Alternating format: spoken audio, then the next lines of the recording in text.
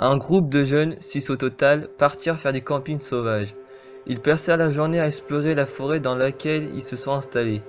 Le soir, ils décidèrent d'allumer un feu de camp pour faire griller les saucisses qu'ils ont apportées. Ils s'installèrent en rond autour des flammes qui crépitaient. Puis, l'un d'eux commença à raconter une de ces histoires d'horreur que tout le monde connaît et qu'on ne se lasse pas de réentendre. La soirée avance, chacun racontait son histoire, corrigeait celle des autres, y allait de son commentaire, bref, ils discutaient joyeusement lorsque tout à coup, une voix sombre s'élève. Feu, feu, joli feu, que ton âme disparaisse. Ils pensèrent d'abord à une plaisanterie, et se retournèrent là où était assis Guillaume, le plus farceur d'entre eux.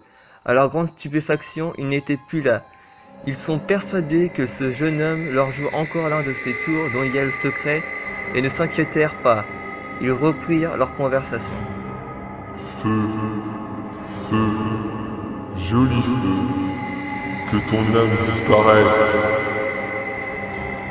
Pour la deuxième fois, la mystérieuse voix a retenti dans l'obscurité. L'un d'entre eux s'exclame « Hé, regardez, Julie est plus là !»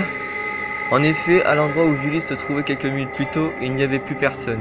Les 4 jeunes restants commencèrent à s'inquiéter, surtout que Guillaume n'était toujours pas revenu en éclatant de rire et en se moquant d'eux, comme il ne manquait pas de le faire à chacune de ses blagues. Ils n'eurent pas le temps de dire quoi que ce soit, quand tout d'un coup... Feu, feu, joli feu, que ton âme disparaisse. Angoissés, chacun des membres du petit groupe regardait qui avait disparu cette fois-ci. C'était Vincent, celui qui avait remarqué l'absence de Julie un peu plus tôt, qui cette fois-ci manquait à l'appel. Ils n'étaient plus que 3, ils se rapprochèrent les uns des autres en tremblant de peur. Cécile demanda d'une petite voix. « À votre avis, c'était quoi ?»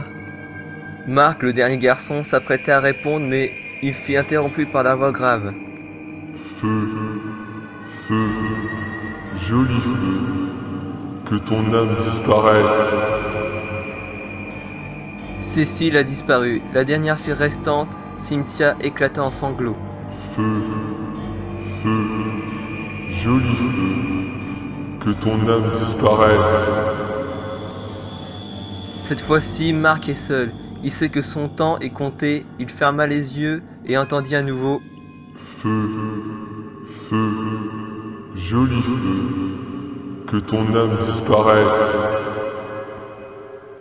Le lendemain matin, les journaux locaux annoncèrent la découverte du cadavre de 6 jeunes dans la forêt. Les policiers se rendirent sur les lieux pour enquêter. Un agent s'approcha du feu de camp éteint lorsqu'une voix grave retentit. Feu, feu, joli feu, que ton âme disparaisse. Et tous les hommes présents virent un homme foncer sur lui armé d'un couteau.